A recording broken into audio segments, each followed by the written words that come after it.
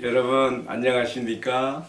구정설 연휴를 지내고 3일 만에 다시금 뵙게 됩니다. 오늘도 하나님께서 우리에게 주시는 생명의 말씀 함께 나눕시다. 누가복음 9장 37절에서 50절인데요. 제가 앞부분을 봉독하겠습니다.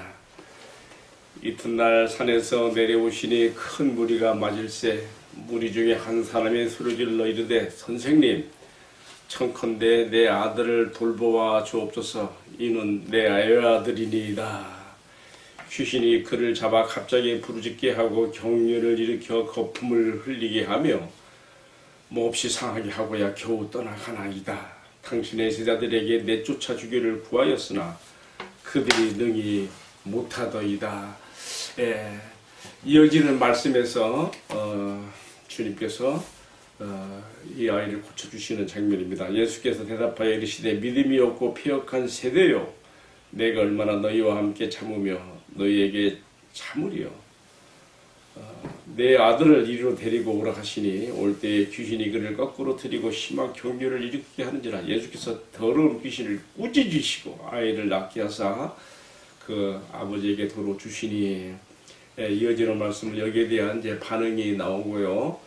이어서 또 몇 가지 교훈이 나옵니다. 43절 사람들이 다 하나님의 위엄에 놀라니라. 그들이 다 그 행하시는 모든 일을 놀랍게 여길세 예수께서 제자들에게 이르시되 이 말을 너희 귀에 담아두라. 인자가 장차 사람들의 손에 넘겨지리라 하시되 그들이 이 말씀을 알지 못하니 이는 그들로 깨닫지 못하게 숨긴 바 되었습니다.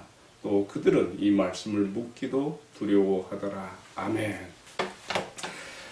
봉독한 말씀을 중심으로 해서요, 철든 성숙한 제자로 살아가는 길이라는 제목으로 함께 말씀을 나누겠습니다. 오늘 본문의 말씀 속에 제자들이 아주 성숙하지 못해서, 믿음에 자라지 못해서, 또한 그리스도인의 성품으로서 그들이 자라지 못해서 나타나는 많은 실수와 실패들을 우리가 보게 되는데, 이 말씀을 통해 주시는 교훈이 있습니다. 자, 우리 앞선 말씀에서는 어떤 말씀이었습니까? 예수님께서 베드로, 요한, 야고보 세 제자를 데리시고 변화산에 올라가셔서 그 용모가 변화되어 아버지와 함께 계셨을 때의 본래의 영광의 형체로 변모되시고, 또 그곳에 모세와 엘리야가 함께 등장하여 세 분이 함께 장차 예루살렘에서 예수님이 별살 것에 대한 논의를 했다 그랬습니다. 여러분, 왜 하필이면 모세, 엘리야 그리고 예수님이 등장하는가? 여기에 대해서는 제가 앞선 그 생명의 삶 게시판에 잘 썼습니다. 여러 가지 해석이 있을 수가 있지만 가장 좋은 해석으로서 구속 역사 관점에서 이 세 사람의 등장을 이해하자 그랬습니다. 모세는 이스라엘을 하나님과 언약 백성으로서 출범시키는데 사용됐고요. 또 엘리야는요, 반대로 이스라엘의 그 우상 숭배제를 고발하며 하나님 앞에 심판을 청원하는 선지자로서 등장하게 되고요. 그래서 그로부터 이제 바벨론 포로까지 이어지는 거예요. 그리고 바벨론 포로 이후에 죄와 사망에서 마귀의 포로된 가운데 자기 백성을 구출해내시는 예수님의 사역, 이 구속 역사에서 이 세 분의 이름이야말로 가장 구속 역사를 함축적으로 대표적으로 상징하고 보여준다고 하기 때문에 제가 이렇게 기록을 했습니다. 자, 이처럼 변화산에서 아주 놀라운 영광의 그 황홀경 가운데 있다가 이제 예수님은 다음날 세 제자와 함께 산 아래로 내려오십니다. 근데 산 아래 내려와 보니까 아주 끔찍한 일이 벌어지고 있어요.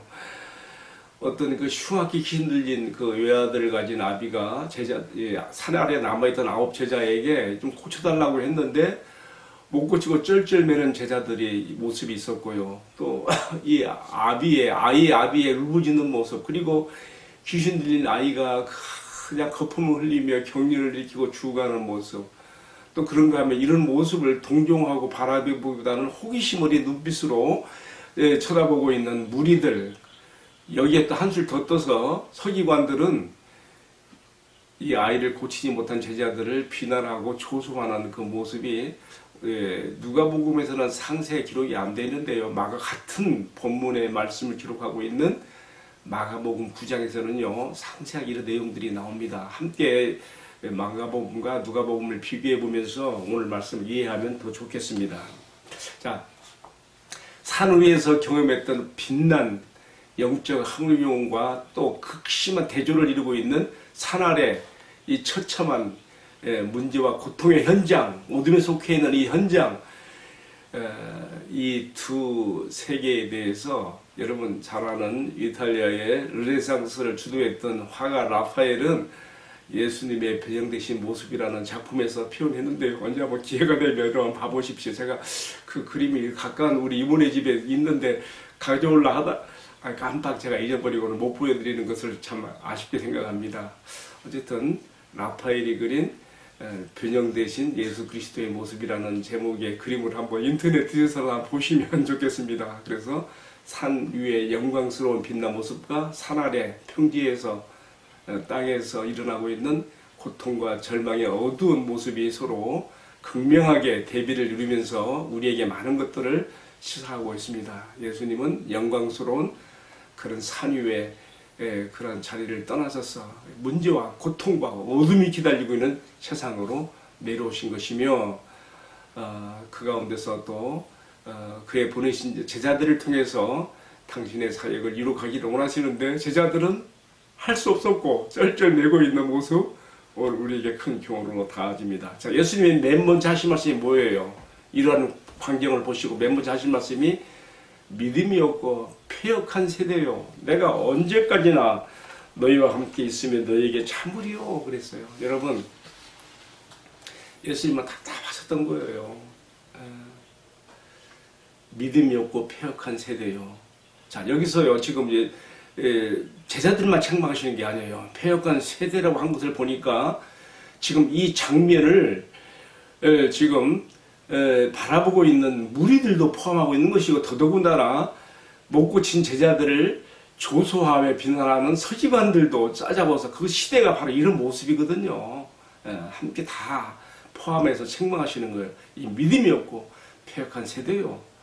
그러나 더 특별히 제자들에게 하시는 말씀으로도 보여요. 왜냐하면 제자들이요 이전에는 예수님께 전도 파송 받았을 때에 고쳤어요. 여러분 누가복음 9장 1절 이하에 보게 되면 예수님께서 12제자를 이제는 자기 사역을 계승하는 사도들로서 훈련시키기 위해서 파송하잖아요. 병 고치는 능력과 귀신을 쫓아내는 권세를 주시며 그들을 파송했단 말이에요. 그들이 실제 나가서 병을 고쳤습니다. 능력과 권세를 행했습니다. 귀신도 추방했습니다. 그래서 돌아와서 9장 6절과 10절에 보게 되면 그들이 전도 보고를 하면서 주님 놀라운 일들이 벌어졌습니다. 주님의 이름으로 이런 일들이 일어났습니다. 그런데 왜 여기서는 안 되냔 말이에요. 자, 오늘 여기서 우리가 몇 가지 이제 누가의 시선을 따라가면서 이 말씀에서 주시는 교훈을 생각해 봐야 됩니다.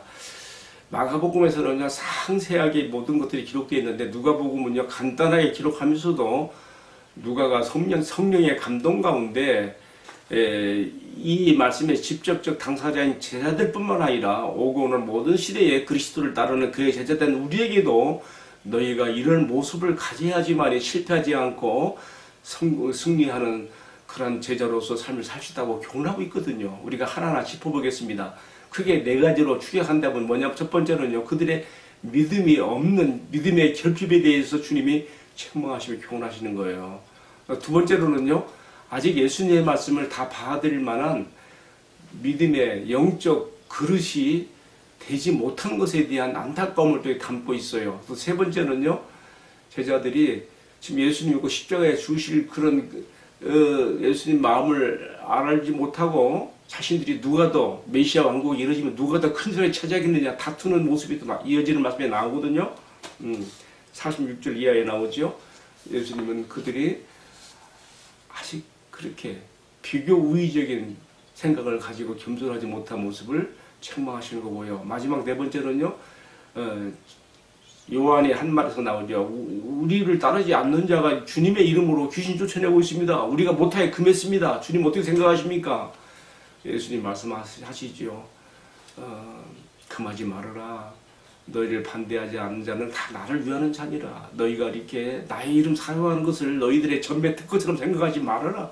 다른 사람들도 얼마든지 할 수 있느니라. 이렇게 함으로써 너희가 관용, 주님이 나를 통해서 뿐만 아니라 다른 사람을 통해서 일하신다는 것을 받아들일 수 있는 넓은 마음을 가져야 한다는 것을 가르쳐 주신 것이죠. 제가 이제 4가지를 말씀드리려고 하는데 시간이 허용되는지 모르겠습니다만 한번 진행해 보겠습니다. 제일 먼저 교훈이 뭐였습니까?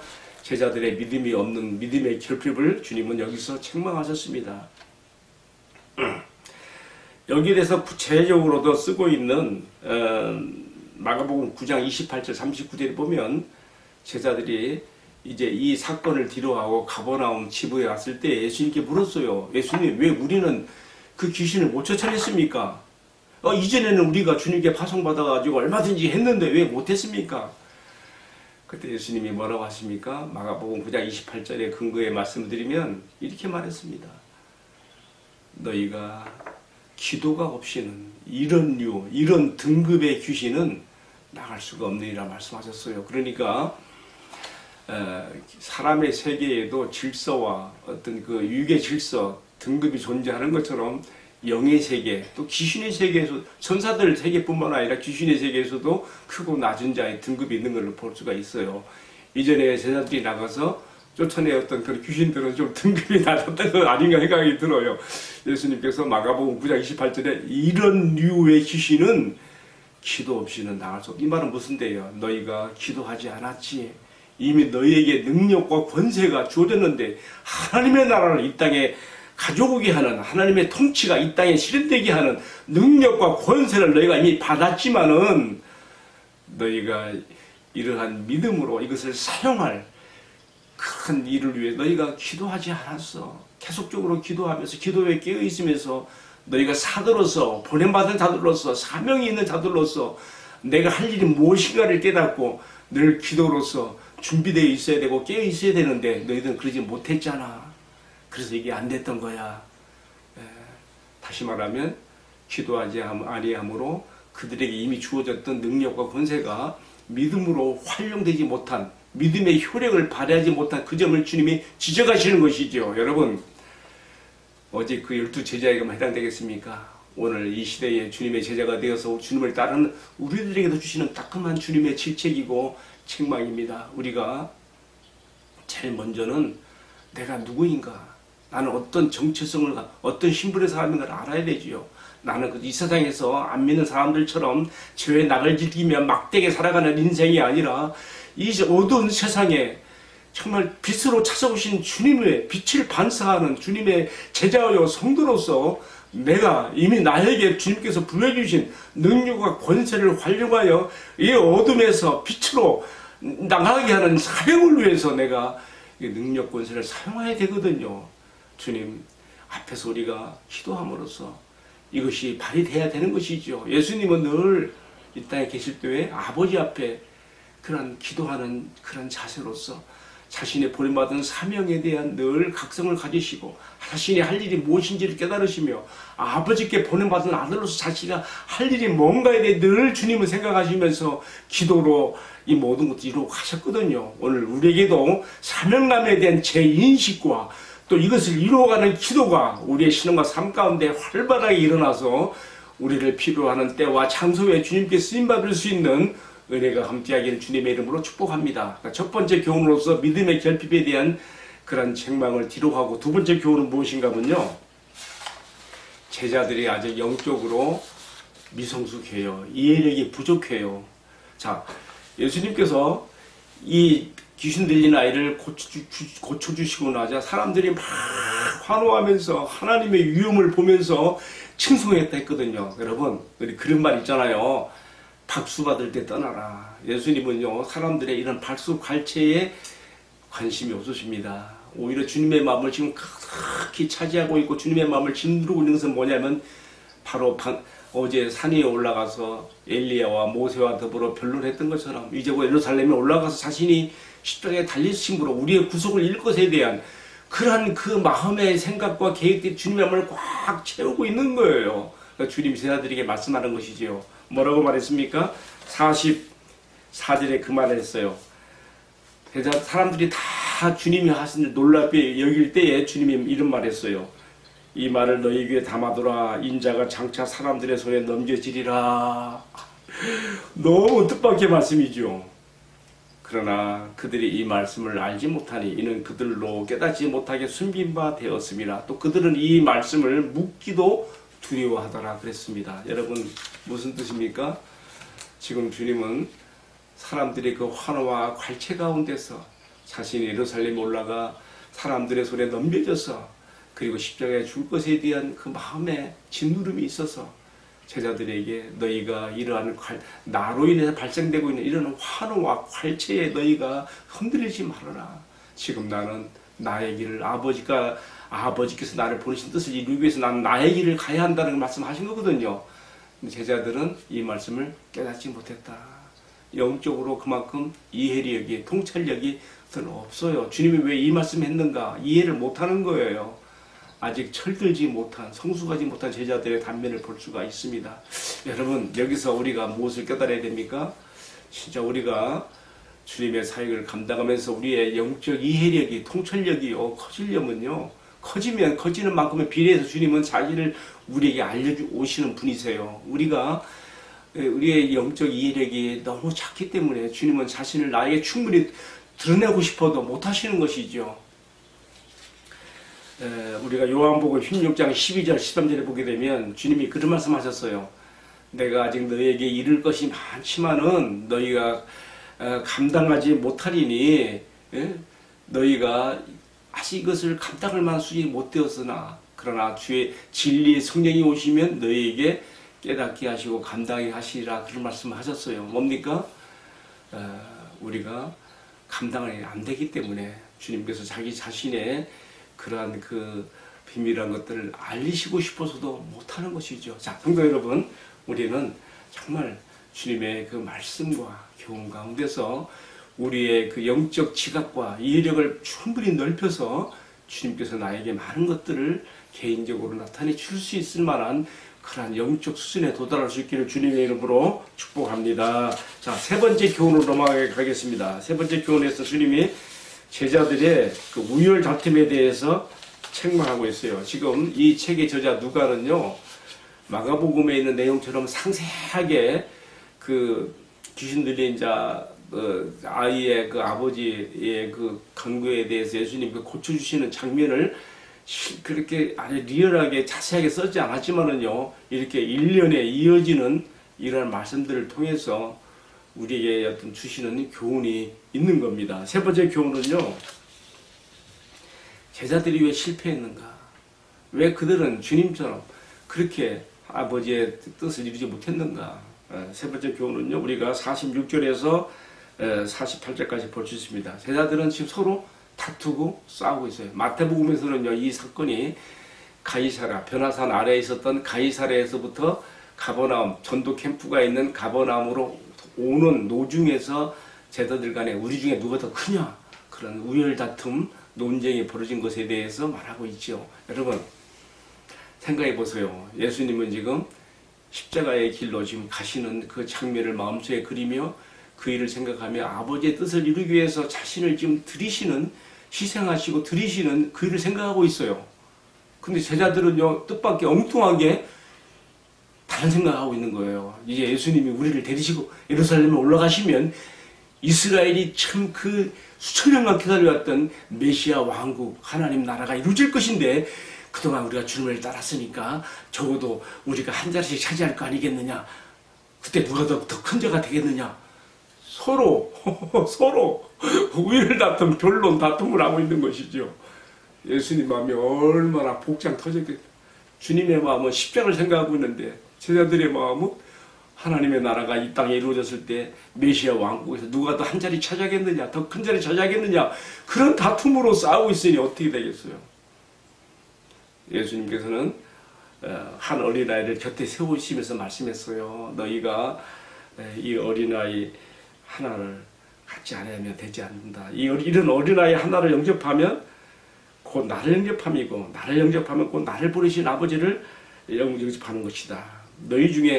너희 모든 사람 중에 가장 작은 자가 사실은 가장 큰 자다. 이렇게 역설적으로 말씀하셨어요. 무슨 뜻입니까? 진짜 큰 자가 되기를 원하느냐?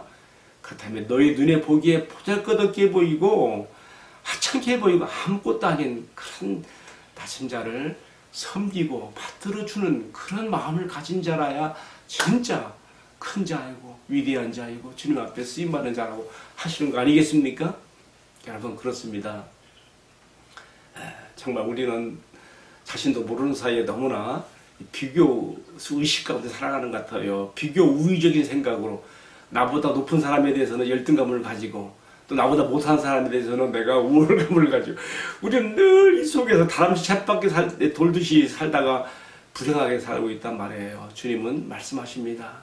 낮은 자리에 내려가서 저기 작은 자라도 섬기는 자가 되어라. 그래야 네가 큰 자가 되는 것이다. 여러분 이 말씀이 제자들에게 뿐만 아니라 오늘 우리 내 마음속에도 깊이 새겨지는 교훈으로 함께하기를 주님의 이름으로 축복합니다. 마지막 하나만 더 말씀 나눕시다. 네 번째 교훈은요. 제자들의 관용이 없는 마음. 그냥 마음이 너무 쪼잔한 거, 좁은 거예요. 배타주의, 다른 사람은 안 되고 우리만, 나만 쓰임받아야 되고 그러면 안 되거든요.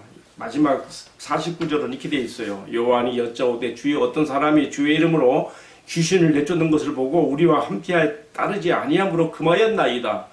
예수께서 이르시되 금하지 말아라. 너희를 반대하지 않는 자는 너희를 유하는 자니라 그랬습니다. 당시에는요. 예수님을 가장 가깝게 따르는 12제자, 사도로 부름을 받은 12제자의 무리가 있었고요. 그 다음엔 또 누가 있었어요? 주님의 전도 파송을 받는 또 70인 제자의 무리가 또 있었어요. 근데 어떤 사람이 12제자는 물론 70인에도 들지 못했던 것 같아요. 그러면서도 그는 신실하게 주님을 믿는 사람이기 때문에 주님의 말씀을 잘 귀담아 들었다가 그는 자기는 비록 12제자 70인분에 들지 못하지만은 주님이 말씀하신 능력과 권세를 사용해서 귀신을 쫓아냈던 것 같아요.